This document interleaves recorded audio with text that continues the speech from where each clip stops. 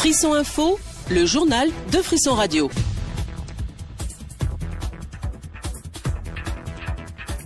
Le nouveau recteur de l'université d'Abomey-Calavi est connu. Il s'appelle Maxime Dacruz. Toujours pas de verdict dans le procès RBL Léadi contre RBL Zizidoué. Les deux parties sont rentrées bredouilles du tribunal hier. Colère de maître Robert Dossou dans ce journal. Et puis 88 ans pour Albert Tevoetre demain vendredi. Au soir de sa vie, le frère Melchior dit vouloir toujours servir. Il parle de la Maison de la Paix, son nouveau projet. Deux informations pratiques dans ce journal. Elles viennent de la Société béninoise d'énergie électrique SBEE.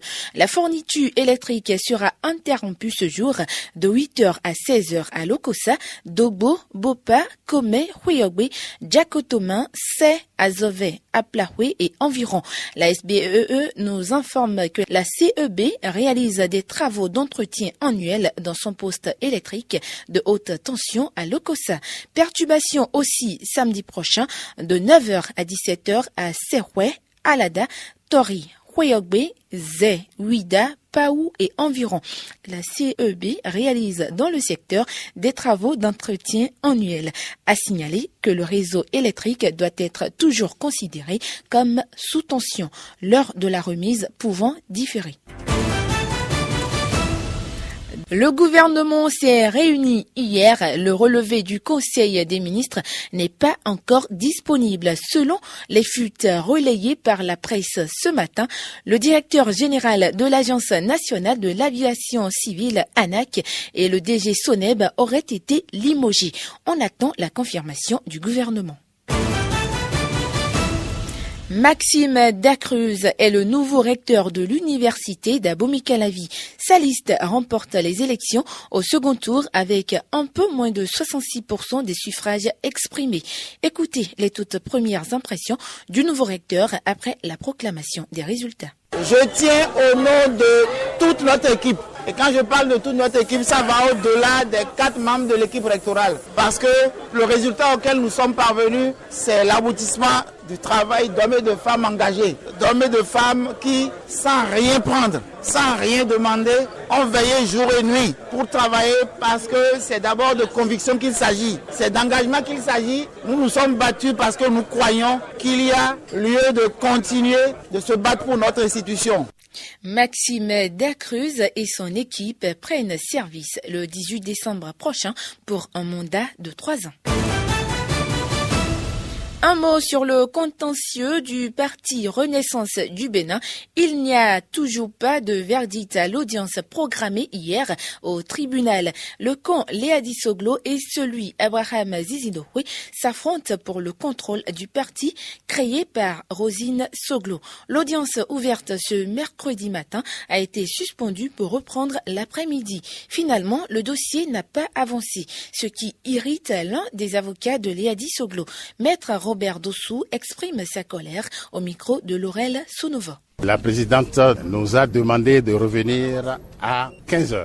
Nous sommes arrivés à 15h dans la salle d'audience. Au départ, il y avait les avocats des défendeurs et nous, avocats des demandeurs, nous étions là. Quand à un moment donné, les avocats des défendeurs ont disparu tous dans la salle. Nous sommes sortis, on a été frappé à la porte de la présidente, à la porte du greffier. On n'a trouvé personne. On a fini par rencontrer le greffier qui nous a dit il faut attendre. Nous avons entendu et de 15h à 17h20, nous n'avons trouvé personne pour nous dire ce qui se passe. Ça fait 44 ans, je crois, que je suis dans ce palais de justice. Je n'ai jamais vu cela. On s'arrête sur l'affaire Soneb. Son directeur général est en prison depuis mardi. La bonne gouvernance à la tête de nos entreprises publiques préoccupe les Béninois. Dans l'ensemble, ils sont pour la lutte contre la corruption. Ils se prononcent sur l'affaire David Babalola au micro de Parfait Viaïnon. C'est pas bien de voler. Ce qu'ils ont fait, c'est pas bon. C'est pour que l'État l'ait attrapé. Sinon, ils ont continué de faire ça. Il va tuer tous les pays. Après, on va dire que ce président, il a bouffé l'argent. Tel que les choses se passent, on dirait que c'est une chasse aux sorcières, les gens font. Si l'autre gouvernement qui est parti était là, on n'aura rien. C'est lui qui l'a mis là-bas. Pour les gens qui talent aussi nomme là, il n'a qu'à avoir le courage, la franchise, l'honnêteté de bien les contrôler. Et pour que quand ils vont faire quelque chose, il n'a qu'à les signaler et les sanctionner. La solution, c'est que ceux qui ont volé là, qu'ils ramènent ça dans les girons de l'État. C'est tout. S'ils ont des maisons, on n'a qu'à les saisir, les vendre. Et pour que cet argent soit vraiment utilisé pour ce qu'il faut. Ça ne me concerne pas. Moi, nous, on fait passer des pigeons, que tout le monde escroque. Je ne rentre pas dans ces détails-là. J'ai aussi mes soucis que je dois régler.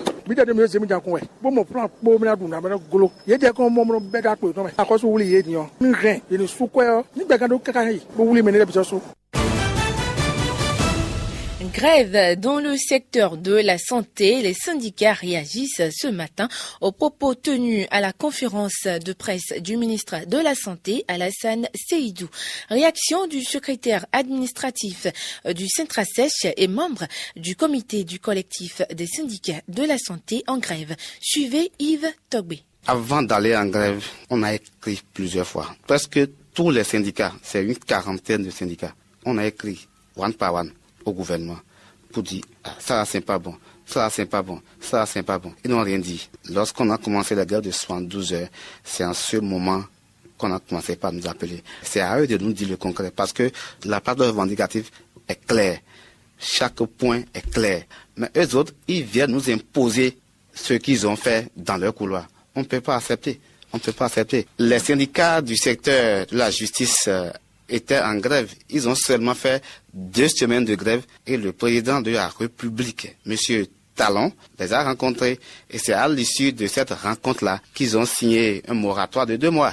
Donc, s'ils peuvent faire la même chose, ce serait intéressant. Il faudrait qu'ils nous rencontrent. La fin de la grève dépend une fois encore du gouvernement. Yves Togbé est notre invité. Vous le suivrez à 8h20. Et page invitée à retrouver également sur YouTube et Facebook sur Frisson Radio Cotonou. Il est né le dimanche 10 novembre 1929. Demain, vendredi, Albert Tevoetre fête ses 88 ans. Le vieil homme rend grâce et réuni à son domicile ce matin, journaliste et acteur de la paix dans le monde. La paix dans le monde, c'est l'un de ses derniers combats. Une maison de la paix verra le jour dans son village natal.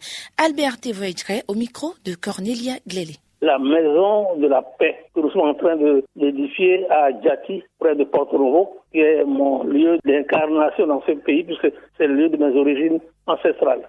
La maison de la paix comprendra des choses assez étonnantes et nous allons distribuer demain les éléments qui permettent à tous les Béninois d'apprécier cet effort que nous tentons de faire.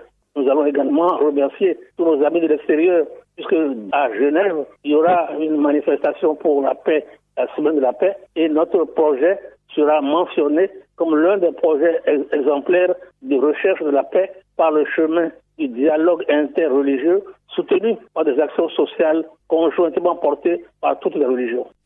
Albert Tevoetre était plusieurs fois ministre, fonctionnaire du Bureau international du travail. Il était également médiateur de la République. Les travaux de pavage et d'assainissement du tronçon Adiara-Carrefour-Godoma sont terminés. C'est désormais une double voie. Depuis quelques jours, elle est ouverte à la circulation. Le constat est que plusieurs usagers n'ont pas encore la notion de double voie. Dans le sens Adiara-Godoma-Magasin, il faut prendre la nouvelle voie. Ceci n'est pas du tout respecté et ça fait râler certains usagers. Écoutez-les au micro de Parfait Vieillon.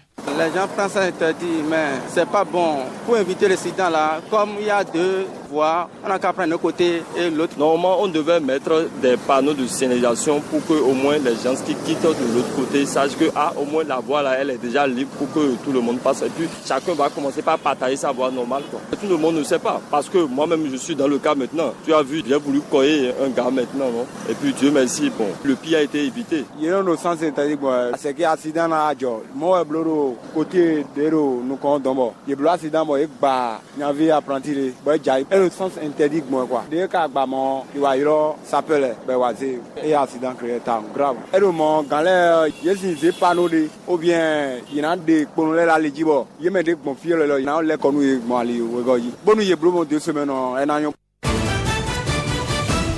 La quinzaine de la musique béninoise organisée tous les ans par Monsieur Ismaïla Saïzonou commence ce jeudi à la Maison des médias de Cotonou. La quinzaine de la musique béninoise, qu'est-ce que c'est et comment ça va se passer? Écoutons le promoteur au micro de Lucrèce Orient. La quinzaine nationale de la musique béninoise, c'est un créneau pour donner la priorité à la discothèque du Bénin. La discothèque faite par les artistes béninois dans les 3 régies de musique que nous connaissons, à savoir traditionnelle, tradimoderne et moderne. Elle aura lieu du 13 au 26 novembre. Mais nous avons un événement particulier, une rencontre avec les médias, rencontre entre acteurs culturels et médias du Bénin pour une concertation. La 15e, même dans son idéologie, n'a pas d'exclusion. C'est que c'est toutes les catégories confondues d'artistes béninois. Et nous exigeons que ça soit la meilleure musique béninoise. Ce n'est pas parce que c'est la quinzaine qu'il faut tout jouer. Nous récompensons que les premiers prix, c'est-à-dire les meilleurs. Nous accordons la prime aux meilleurs dans les 3 catégories de musique, c'est-à-dire traditionnelle, tradimoderne et moderne. Par ce truchement, nous voulons vraiment dire au pouvoir public de nous accompagner. Frisson Radio a une playlist où la musique béninoise est omniprésente. Nous diffusons 112 titres béninois par jour. Et ce matin, nous vous proposons de savourer cette belle mélodie de Don Métoc. Fin de ce journal. Merci de nous avoir suivis.